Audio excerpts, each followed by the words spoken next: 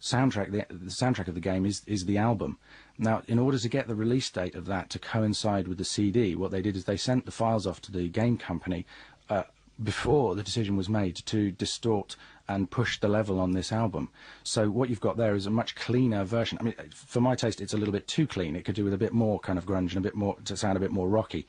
But it's an interesting comparison with the CD. Well, let's let people make that comparison. We're going to hear first the game version from Guitar Hero 3.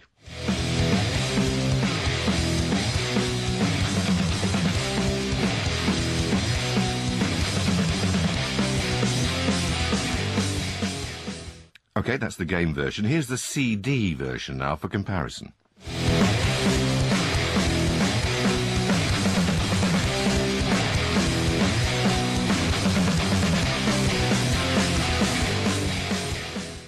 Well, I hope people could pick that up over just an ordinary radio set or online, because here in the studio, even I, and I'm not really a heavy metal aficionado, I can tell very distinctly how differently they are. The second one was almost painful to the ears. It seemed to be only about the beat and the noise. The musical element very much drops back. That's the beef, isn't it, Ian? It is really. I mean, that kind of sound over the course of an entire album is very hard to listen to for anybody, even for a heavy metal fan who likes loud music. Even when you turn it down, there's that much distortion that it becomes fatiguing, it becomes tiring. It makes it harder to listen to the CD, and it makes it harder to enjoy the music. Now, there's been, as I say, quite a reaction from fans. Almost 16,000 now have signed an online petition to have this CD remixed or remastered. Is that unprecedented in your experience? Absolutely, yes. I've not known anything like it. Mastering engineers like myself and recording engineers and audiophiles, people who are very keen about audio quality, have been discussing the loudness wars for the last 10 years or so.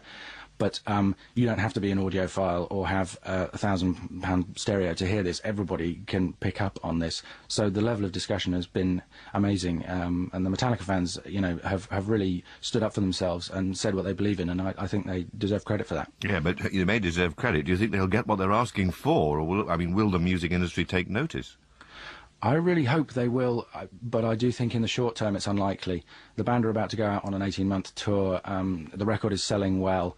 I don't see that there's a huge motivation for the record company at this point, unless that petition really... I mean, it's growing at 1,000 signatures a day, so it's a significant number of people. Whether the music industry will take notice, I really hope so.